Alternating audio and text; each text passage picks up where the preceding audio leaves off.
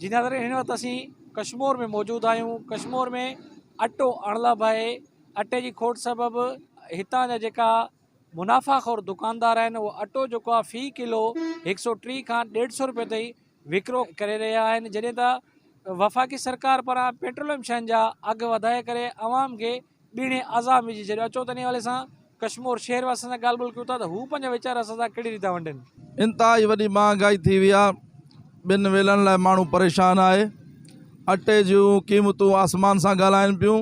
इंतज़ामिया निंड सुती पई आहे, सिर्फ़ु फोटो सेशन ऐं ॾेखावो करे रही आहे।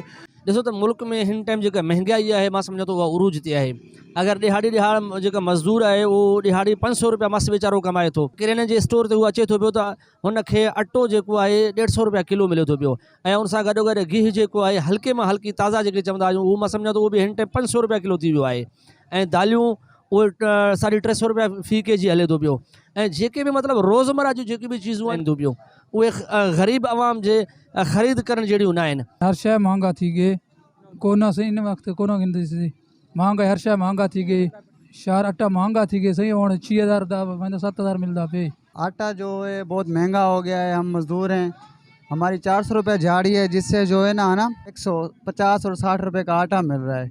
हम अब घर का खर्चा करें या क्या करें, ना घी है ना कुछ है, इतनी महंगाई हो गई है।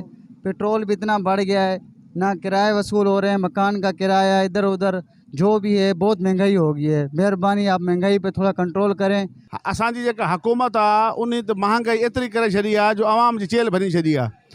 सुबुह जो 11 बजे माण्हू सवेर निकिरो नथा उथनि, उन्हनि खे ख़ुशख़बरी मिले थी तेल वधी वियो। गवर्नमेंट जो रेट त पहिरियों हुयो त जेका सब्सिडी ॾियनि पिया मिल वारनि खे 65 रुपया किलो, हाणे त अटो 130 रुपया मिले थो मार्केट में। त कहिड़ी उमेद रखिजे? गवर्नमेंट खे सोचणु खपे न त आवाम जे लाइ बि कुझु सोचे, उन्हनि खे बि को रिलीफ ॾिनो वञे।